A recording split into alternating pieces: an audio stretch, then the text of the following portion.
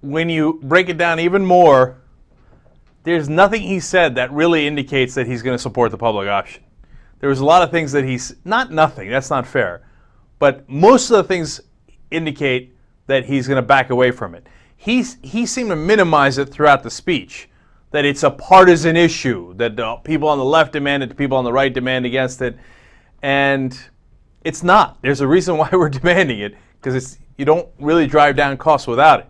So if that's the direction he goes, in the end, it might be, just as we predicted, a very good speech with not great results. But we'll see. I don't get me wrong. I'm definitely keeping an open mind. Mm-hmm. Anna joins us now. Anna, what did you think of the speech? I like the speech. The only thing that made me uncomfortable was when he mentioned that people are going to be forced to have health insurance, the same way we're forced to have auto insurance. Right. And without a public option, I see that being a disaster. Yes. See, that's a great point by Anna. Because, look, it's one thing to say you have to have it if you have a choice of something that's reasonable, that is lower cost, right? And that you know is going to cover you no matter what.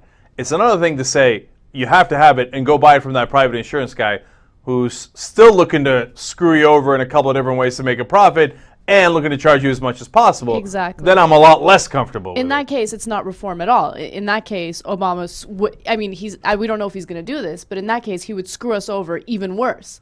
So I'm praying that doesn't happen.